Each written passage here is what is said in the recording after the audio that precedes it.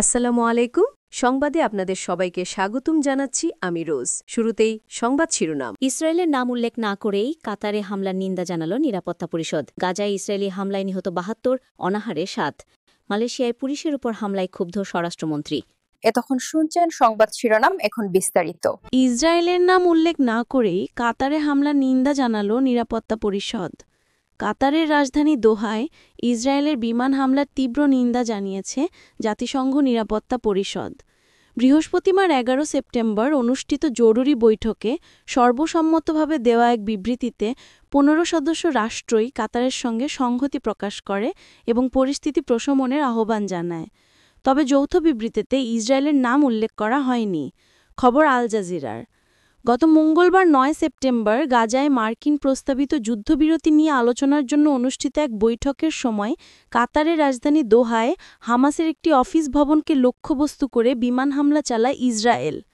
ওই হামলায় ৬ জন নিহত হন, যার মধ্যে রয়েছেন সিনিয়র হামাস নেতা খলিল আল হাইয়ারের ছেলে হুমাম, ৩ জন দেহরক্ষী এবং একজন কাতারি নিরাপত্তা কর্মকর্তা। ইসরায়েলের এই হামলার পর গাজা যুদ্ধ নিয়ে উত্তেজনা আরও বেড়েছে। মার্কিন যুক্তরাষ্ট্র এই হামলাকে একতরফা বলে উল্লেখ করেছে। গাজায় ইসরায়েলি হামলায় নিহত ৭২, অনাহারে ৭।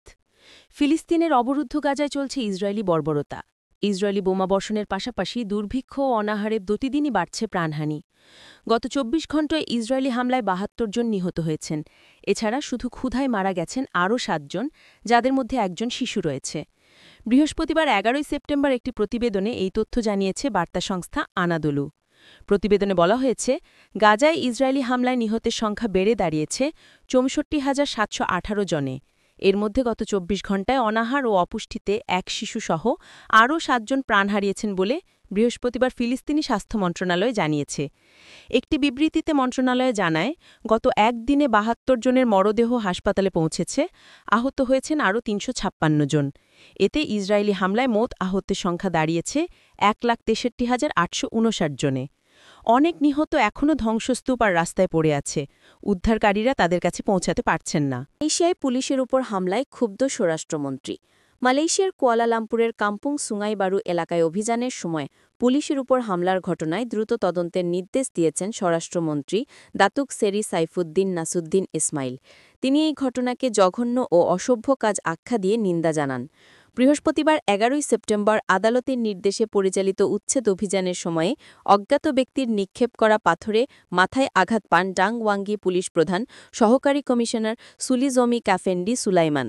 তার রক্তাক্ত অবস্থার ছবি সামাজিক মাধ্যমে ভাইরাল হলে জনমনে উদ্বেগ ও ক্ষোভের সৃষ্টি হয়। স্বরাষ্ট্রমন্ত্রী বলেন, আজকের ঘটনা, যেখানে একজন সরকারি কর্মচারী আক্রান্ত হয়েছেন, এটি একেবারেই অগ্রহণযোগ্য। আমি কর্তৃপক্ষকে অবিলম্বে পুঙ্খানুপুঙ্খ তদন্ত পরিচালনা করে দায়ীদের বিচারের আওতায় আনার নির্দেশ দিয়েছি। তিনি বলেন, জনগণের নিরাপত্তা, কল্যাণ এবং নিরাপত্তা বাহিনীর অখণ্ডতা সরকারের অগ্রাধিকারের বিষয়। ফেডারেল সংবিধান শান্তিপূর্ণ সমাবেশের অধিকার নিশ্চিত করলেও স্বাধীনতার অপব্যবহার করা যাবে না।